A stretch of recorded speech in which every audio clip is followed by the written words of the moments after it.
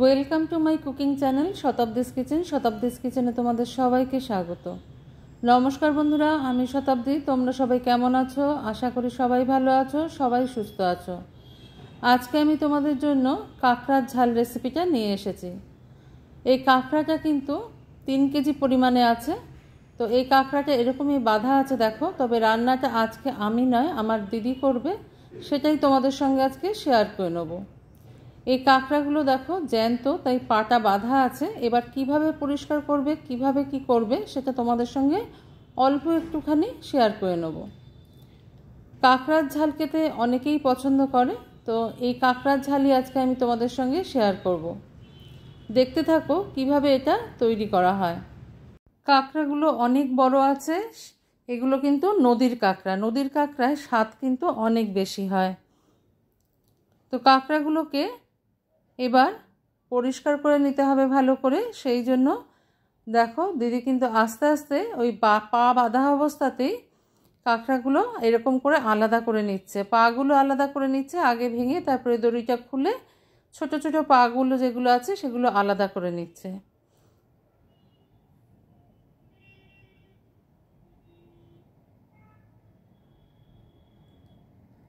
আমি কাঁকড়া খেতে ভালোবাসলেও কাঁকড়া কিন্তু পরিষ্কার করতে পারি না। তো এখানে নিয়ে নিয়েছে আদা, রসুন, পেঁয়াজ, টমেটো। এগুলোকে কেটে ধুয়ে বেটে নিতে হবে, সঙ্গে কিছু কাঁচা লঙ্কাও দিতে হবে। কাঁকড়াগুলোকে এবার গরম জলে ভিজিয়ে রেখেছে। এবার বডি পোর্শনটাকে আলাদা করে দিয়েছে দেখো। এবার একটা ব্রাশের সাহায্যে, টুথব্রাশের সাহায্যে এরকম জলের তলায় ধরে ঘষে ঘষে পরিষ্কার করে নিতে হবে। এটা কিন্তু ব্যবহার করা ব্রাশ নয়, এটা শুধু এই কাজের জন্যই ব্যবহার করা হয়। তো কড়াইটা গরম করে কিছুটা পরিমাণ সর্ষের তেল দিয়ে দিল। তেলটা যখন একটু গরম হয়ে যাবে তখন এর মধ্যে দিয়ে দিল 1 চামচ পরিমাণে ঘি। এবার ফোড়ন হিসেবে দিয়ে দেবে একটা তেজপাতা, শুকনো লঙ্কা, গোটা গরম মশলা দিয়ে দেবে।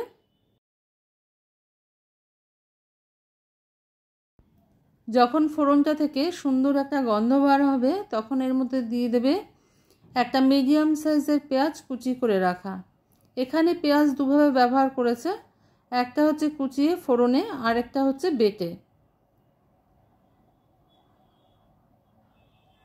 পেঁয়াজটা যখন ভাজা হয়ে এসছে একটু, তখন দিয়ে দেবে এখানে কেটে রাখা আলু। আলুটা অপশনাল, কেউ চাইলে দিতে পারো, না চাইলে না দিলেও হবে, তবে আলু দিয়ে করলে কিন্তু বেশি ভালো লাগে খেতে। তবে কেউ যদি অপছন্দ করো কাঁকড়ার ঝালে আলু, তাহলে না দিলেও চলবে। সামান্য একটু নুন আর সামান্য একটুখানি হলুদ দিয়ে আলুটাকে ভালো করে ভেজে নিতে হবে।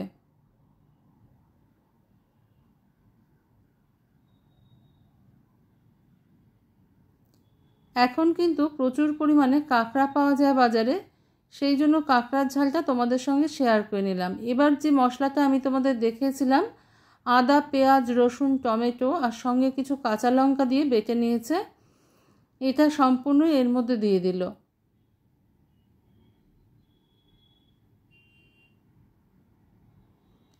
ঝালের পরিমাণটা যে যার নিজেদের স্বাদ মতন দিতে পারো।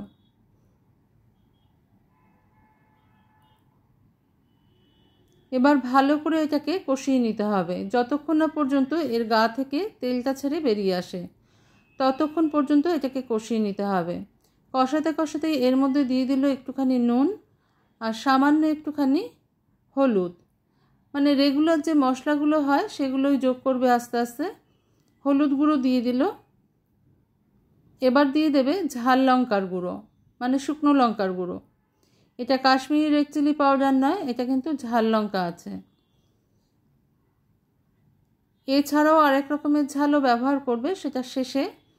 দিয়ে দিল জিরের গুঁড়ো। এখানে কিন্তু শুধুই জিরের গুঁড়ো ব্যবহার করেছে, ধনের গুঁড়োর কিন্তু ব্যবহার করেনি। এবার সমস্ত কিছু দিয়ে আবারও ভালো করে কষিয়ে নেবে কিছুক্ষণ সময়।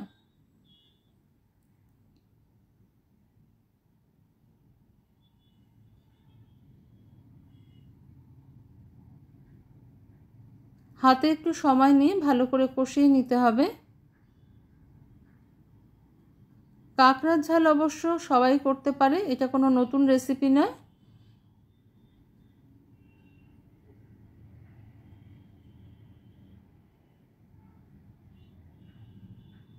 মশলাটা দেখো এখন কিন্তু অনেকটাই কষে এসেছে।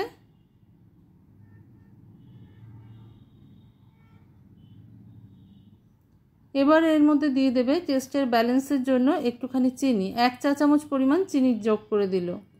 এই চিনিটা দিয়েও ভালো করে মিশিয়ে কষিয়ে নিতে হবে। তবে চিনিটা যদি কেউ পছন্দ না করো বা কোনো অসুবিধা থাকে সে কিন্তু স্কিপ করতে পারো। চিনিটা দিলে কিন্তু খেতে ভালো লাগে, টেস্টের একটা ব্যালেন্স আসে। মশলাটা কষানো হয়ে গেছে, তেলটা ছেড়ে দিয়েছে। এবার কিন্তু কাঁকড়াগুলোকে আস্তে আস্তে যোগ করে দেবে। কাঁকড়ার যে বডি পার্টটা আছে মানে বুকের অংশ যেটা আছে সেটাকে কিন্তু দুভাগ করে নিয়েছে যাতে ভেতরে তেল মশলার স্বাদটা ভালো করে ঢোকে।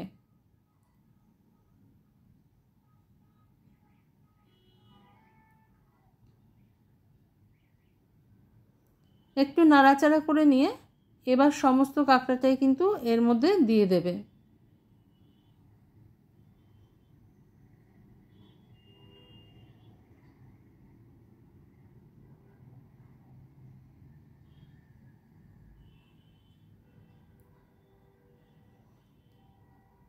কাঁকড়া অবশ্যই কিন্তু রান্না করবার আগে গরম জলে ধুয়ে নিতে হয় আর ব্রাশের সাহায্যে ঘষে নিতে হয়। যেহেতু প্রচুর নোংরা থাকে কাঁকড়ার গায়ে, সেহেতু ব্রাশ দিয়ে কিন্তু খুব ভালো করে গরম জল দিয়ে ধুয়ে নিতে হয়, ধুয়ে পরিষ্কার করে নিতে হয়।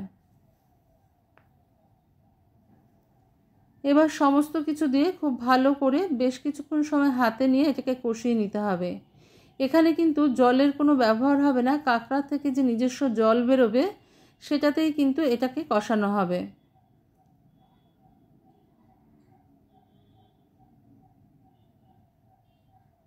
এটাকে বারবার ঢাকা দিয়ে কষিয়ে নিতে হবে। কিছুক্ষণ সময়ের জন্য ঢাকা দিয়ে দিয়ে কষিয়ে নিয়েছে। এবার দেখো দেখিয়ে দিচ্ছি কতটা পরিমাণে জল বেরিয়েছে কাঁকড়ার থেকে। এই জলেই কিন্তু কাঁকড়াটা সিদ্ধ হয়ে গেছে।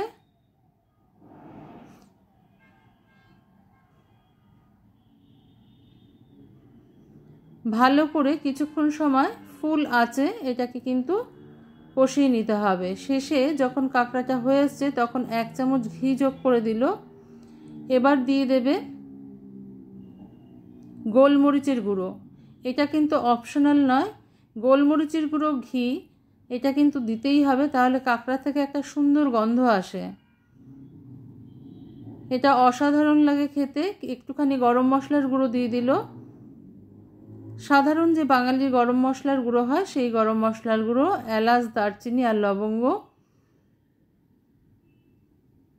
এবার ভালো করে মিশিয়ে নিতে হবে কাঁকড়ার সাথে। এইভাবেই কিছুক্ষণ সময় নাড়াচাড়া করে নিতে হবে। কাঁকড়াটা কিন্তু রান্না হয়ে এসছে। কিছুক্ষণ সময় কষিয়ে নিয়ে এই ঝোলটাকে আরেকটু শুকিয়ে নিতে হবে। এইভাবে একবার যদি কেউ কাঁকড়া রান্না করে না খেয়ে থাকো একবার অবশ্যই ট্রাই করে দেখতে পারো। এছাড়াও আমার চ্যানেলে আমার রান্না করা কাঁকড়ার রেসিপি আছে, চাইলে তোমরা সেটাও দেখে নিতে পারো। আজকের রেসিপিটা যদি ভালো লেগে থাকে তোমাদের, লাইক, শেয়ার, কমেন্ট, সাবস্ক্রাইব করার অনুরোধ রইল তোমাদের কাছে। আজকে তাহলে এই পর্যন্তই বন্ধুরা, দেখা হচ্ছে পরের দিন অন্য কোনো রেসিপি নিয়ে তোমাদের সঙ্গে। তোমরা সবাই ভালো থেকো, সুস্থ থেকো।